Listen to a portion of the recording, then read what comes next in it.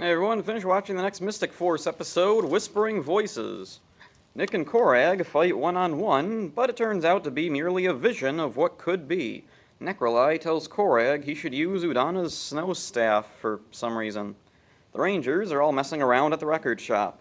Nick hears Korag in his head telling him he's unwanted and to leave. For some reason he can't tell it's Korag. A local girl, Lily, asks Nick out.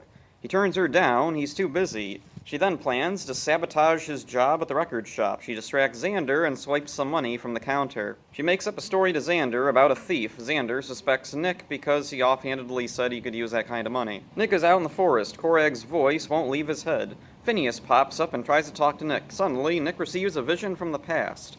In the underworld, Mordecai is fighting with Korag. He's impatient and wants to return to the surface. Korag says he needs more power.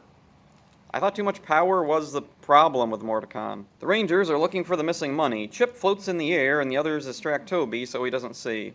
Later, they confront Nick and ask him about the stolen money. Nick drives off, offended that they would accuse him. Lily watches on and laughs to herself. Korag battles with Nick at the beach. Claire sees over the crystal ball and calls the others. Toby reveals that he has the money, and then the Rangers go to Nick and apologize for accusing him. Korag summons his Centaur Zord, and the Rangers form their Titan Dragon formation, their flying mode, instead of the Megazord, because that's what the Majin Ranger footage did.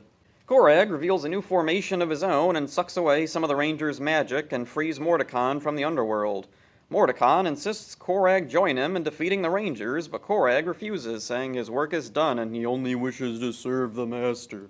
Nick uses a counterspell to send Mordecai back to the underworld, and Korag gives up or gets tired of it and leaves. Nick looks over a red blanket he has, similar to one from his vision, and tells himself, no more secrets. This episode is a big improvement from before, even if just because it includes Phineas this time. Udana's snow staff doesn't really seem necessary. I think Korag could have done exactly what he did here without it. It's nice that it's remembered, but it didn't serve any relevant purpose. The scenes of the Rangers just hanging out at the record shop, the Rockporium, are fun. They're also important in helping flesh out who the characters are and what their personalities are like. Nick doesn't recognize Korag's voice, and that's a little weird.